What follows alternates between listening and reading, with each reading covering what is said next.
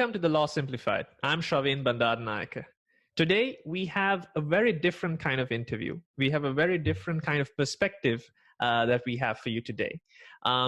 We have Steve with us, who's going to show us and who we're going to talk to about the LSAT program, which most of you who are familiar with this channel is not quite used to, because we study the LLB, the Bachelor of Laws program, as well as any career tips in terms of the BPTC. So first and foremost, thank you very much for joining us, Steve. Thanks so much for having me, Shavin. Pleasure to be here. So just for the purpose of our audience, so that everyone's on board with what you teach, what you do, go for your elevator pitch, I suppose. Sure. So my name is Steve Schwartz. I've been coaching the LSAT for over 10 years now. And for those who aren't aware, the LSAT is the law school admissions test, which is used for admission to law schools in the United States. I run the LSAT blog, which is an LSAT prep website. I've been doing it, again, for over 10 years, over 1,000 articles on every aspect of LSAT prep. And I also run the LSAT Unplugged YouTube channel and podcast, where I provide advice to those studying for the LSAT and anything at all related to the law school admissions process as well. That's fantastic. Wonderful. I think the very first thing that anyone who is an international student, which most of my audience is, if they are to select a jurisdiction such as the United States, for example, what would they have to know coming into the US trying to pursue a career in law?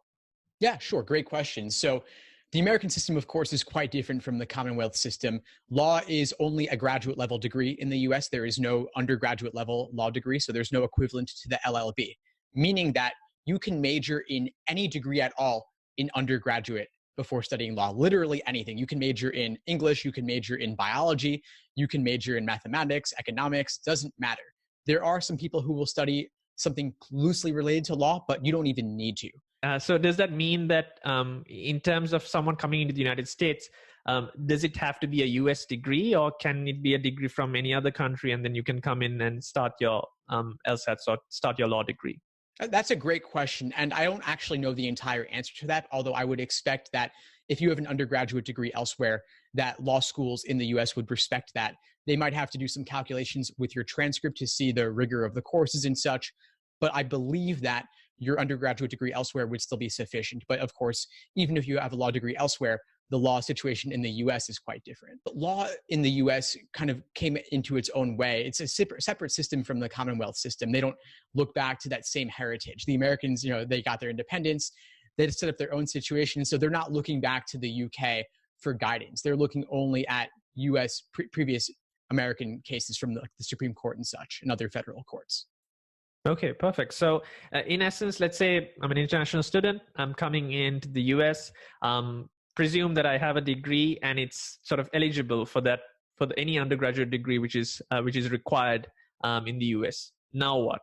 So now what you'll have to do is you'll have your transcript from your undergraduate institution, wherever it was, and then the biggest thing is that you'll have to take the LSAT. You'll have to take the law school admission test, which is quite different from other countries, other exams, because I think, first of all, you may be able to speak to this too, standardized testing is a much bigger deal in the US than it is in other countries. Other countries, they have their essays, they have the letters of recommendation, and those are weighted a bit more heavily.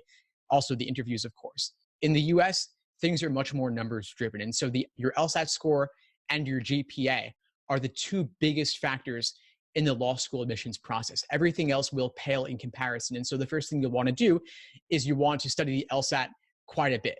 And when I say quite a bit, not just even 2 to 3 months, maybe even 5 to 6 months.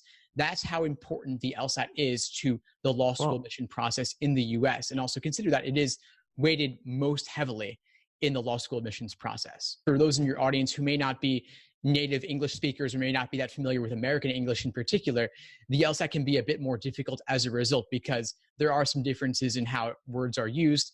And it's also using quite advanced vocabulary that's even difficult for native American English speakers. Wow. Okay. So I think in terms of just to compare it maybe with a Commonwealth jurisdiction, with the UK or any other country, the LSATs could be compared to an entrance examination. Essentially, it's like a test to see if you are capable of following a law degree. Essentially. Exactly. Yeah. So it's the admissions test. It is a kind of entrance exam, and the funny thing about it is that, first of all, it's not pass fail. So you're ranked on a scale of 120 to 180. 120 is the lowest score you can get. 180 is the highest score you can get. And a 170 is the 97th percentile, meaning that it's quite difficult to get a top score on this exam. Even the top students are getting a 170, 171. It becomes very difficult at the higher ends of that scale. The other funny thing about the LSAT is that it doesn't test law. There's no law knowledge or content tested on this exam, which relates back to this idea that you could major in anything for your undergraduate degree before going to law school. So they're not testing your understanding of content. Rather, they're testing your ability to think critically, to think like a lawyer. And so what does that mean? It means being able to think critically, to think skeptically, to evaluate arguments, to hold several different pieces of a case in your head simultaneously and then make connections between them. And so it's something that most students really aren't familiar with when they're first getting into this. And for that reason, it often makes them feel quite foolish when they first see the exam and score poorly. But I tell them, that's okay. The LSAT is like a foreign language. And so, of course, you would do terribly when you first looked at it. You have to get a sense of it and get the rhythms and see the patterns. And over time, you'll improve. That's a fantastic analogy as well that you mentioned, that the LSAT's like learning a foreign language. You'll need to sort of get the nuances right. So I'm presuming since you mentioned it's essentially a variance, right, between 120 and 180. So let's say a student were to go through one of your training programs and were to be coached by you as well, and was going to achieve 170 plus, as you've indicated in most of your videos as well. So if that was the case, what would be the advantage for the student thereafter? Like, why is that important? Well, so if you got a 170 plus, even if you had a relatively low GPA, you would be competitive at the vast majority of law schools. And in the US, we have, we're big on rankings, we're big on numbers. And so there's these US News rankings of law schools that a lot of people look at, even though they really shouldn't, for a variety of reasons I can get into if you want. But these law school rankings, there's a group of schools called the top 14, and these involve the Ivy League schools like Harvard, Yale, Princeton. No, not Princeton, actually, they don't have a law school, but Harvard, Yale, Columbia, NYU. These are some top schools, for example. And so these schools want top LSAT scores from you, because that is an indication that you'll perform well at their school. LSAT scores are actually strongly correlated with first-year law school grades. And so they're the kind of proof, or at least strong evidence, that you'll do well in law school. And law schools want people who will do well. They want people who will not flunk out after the first year, and they want people who will ultimately pass the bar examination and become licensed attorneys. And so it's a long journey, and it's a tough journey. And so they want to see that you have what it takes. In that sense, the LSAT is not essentially a guarantee of entrance, but it's something that will show like a higher ranked university that you are capable of following their program, essentially. It's just another check. Yeah. Okay. Exactly. Yeah. So it's not guaranteed. So then in that context, fine. Let's say dream scenario, essentially. You've done quite well in your LSATs. It's sort of like recruitment scouting, right? The universities will look at whoever has gotten the highest scores. And then you have an opportunity at one of the big 14, the top 14 that you mentioned. So what's the process like? Like where does a student go from there? Okay, so you've got your LSAT score, you've got your undergraduate GPA, you want to get your letters of recommendation, you want to ask your professors, you want to ask your employers, you want to ask anyone you've interned under. You typically want 2 to 3 letters of recommendation like this. You also have to write a personal statement of about 2 pages, double-spaced, typically listing your reasons for going to law school. Of course, you want it to be personal in nature, not simply a list of everything you've ever done that's on your resume. You want to focus on 1 or 2 big things and focus on those. You might also submit some sort of optional essays, maybe why you want to go to their law school in particular.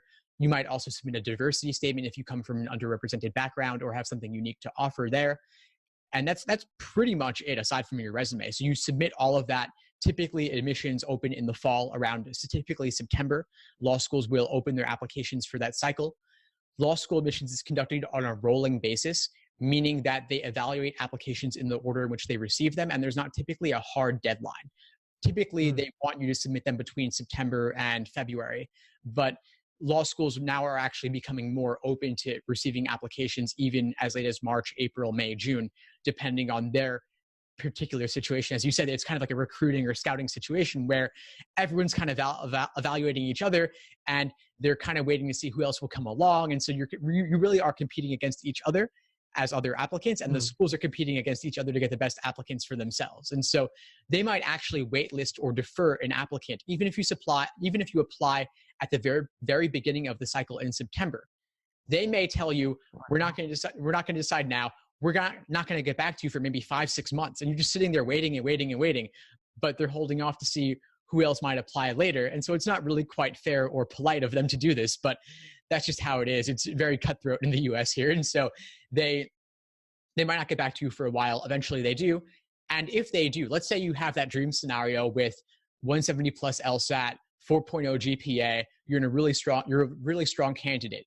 You apply to maybe a dozen schools, and maybe 3 of them come back to you and say, we will give you a discount on your tuition. We'll give you a scholarship money to go to our school. And as you may know, law school in the US is quite expensive. It could be maybe $50,000 a year and it's a 3-year degree. So that adds up to be quite a bit, especially when you're not working at the same time.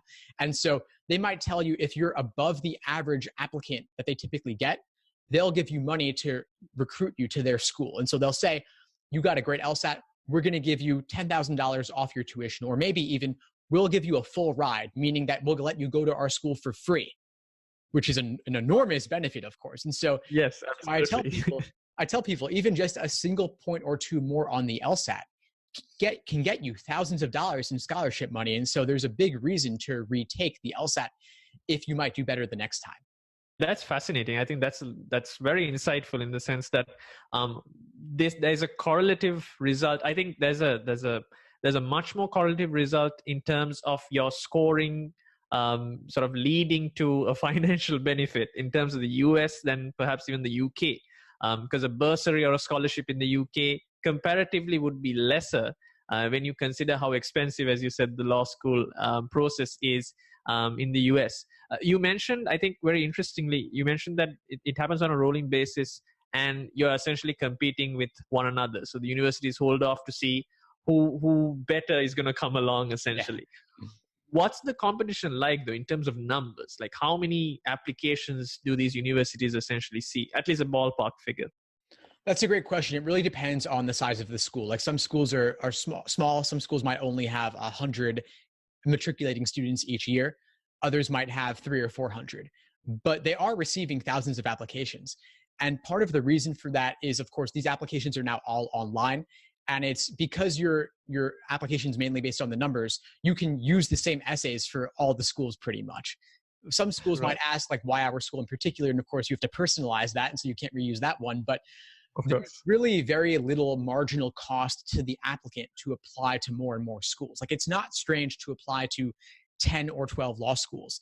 The only thing it really costs you is the application fee, which is typically around $100. But a lot of schools will give a fee waiver, meaning that they'll let you apply for free. And I've always thought it's kind of funny that you have to pay them to apply to them because they're just taking your money and it helps them in a way because they're evaluated in part based on how many applications they get, how selective they are. And so they have reason to want as many applicants as possible because it helps them look better and be more selective. Yeah. I think it's just like it's a gatekeeping process, right? It's a paywall essentially, just to make sure that not everyone comes into the picture. I think one other you've clarified a lot of details for my audience. I really appreciate that, Steve. One major thing I think I want to close off on in terms of like what an international student would want to know is essentially how long. What's this whole thing going to be? Where from the point of, okay, I've sat for my LSATs to, okay, I'm taking my oaths as a lawyer in the US. What's that time frame like? Yeah, sure. So let's say you're taking the LSAT. It's offered all across the year, like 9-10 times a year now, actually. So you could take it, let's say in June. You could take it in June or July of this year. You could apply this fall in September, and then you get your result back, let's say in March of 2020. Then you can start law school in the fall of 2020. And then you're in law school for 3 years. After you finish law school, you then have to take a couple of exams. One of them is a professional responsibility exam. And then one is the bar exam. Once you take the bar exam, you are then a licensed attorney who is considered admitted to the bar, and you can then practice law. And so it's typically about a 3-year process once you begin law school. But then studying for the bar exam is like the next major exam you have to take after the LSAT. But the next kind of gatekeeper exam, but once you pass that, you're good. There's no pupillage process in the US the way there is in the Commonwealth system. And so you don't need to find a solicitor or anything like that to study under. You're kind of on your own after that to go find a job. And so you might find a job at a firm, you might find a job as a solo practitioner. It's really just kind of your path at that point. And correct me if I'm wrong, but unlike many other sort of the Commonwealth countries, the US, the process might slightly differ based on the state you're in. Is that right? That's correct. Yeah. And so you have to be admitted to the bar in the particular state you want to practice in. And so you could be admitted to the practice law in New York, the state of New York, but you can't practice in California. Each of them might have their own exam. So it gets quite confusing because we have this federal system with 50 different states. It can get quite complicated. But the good news is that there is a multi-state bar exam that several dozen states are part of. And so you take that one multi-state bar exam, you're good for all of those states. So it does get a bit simpler in the end. And then, of course, there are commonalities between them as well. I think that will be the most alien thing for many students coming in because, I mean, in a country like Sri Lanka, the UK, I think many other countries, you sit for one exam and then you're good to go wherever in that country. So here, I think you can't practice everywhere. Right. The US, of course, likes to complicate things. We're still in the English system of measurement after all. But the funny thing is that, at least aside from this multi-state bar exam I mentioned, there are a couple of big states in the US that are kind of like economic powerhouses where most of the action is happening. And so if you were admitted in a couple of those states, you would be pretty much good to go for whatever you needed. So for example, like I said, New York and California, those are two of the biggest. If you're admitted to one or both of those, that opens up massive employment opportunities. You wouldn't need to go through all 50 states because a lot of them don't have quite as much going on, based on where you want to settle as well, where you want to live. I think that's a key factor that you mentioned, right? Because I think wherever you go in the world, the profession, the legal profession is quite a lucrative profession. So because of that, I think anyone would want to gravitate towards an economic center in a country. So that makes sense in terms of where you're going to sort of practice. But then that would essentially increase the competition that you're going to have as well, because everyone would want to flock to those states to practice essentially. That is quite true. And that's why you want to not only pass the bar exam, but also demonstrate that you've done well in law school too. Absolutely. Fantastic. Before we wrap up though, I think it's good that since you've been very insightful, there'll be a lot from my audience crossing over to see their opportunities in the US jurisdiction as well. How can they get in touch with you in terms of your coaching and your preparation? Sure. Thanks so much, Shaveen. So folks can reach me over at the LSAT blog. They can also follow me on the LSAT Unplugged YouTube channel and podcast. It's at youtube.com/LSAT blog. And you can find the LSAT Unplugged podcast on iTunes, Spotify, Google Play, and everywhere else. Fantastic. Thanks ever so much, Steve. Thank you for joining us, and thank you for the insights that you've provided my audience. So until the next time that we meet, as always, have fun, stay safe, and obey the law.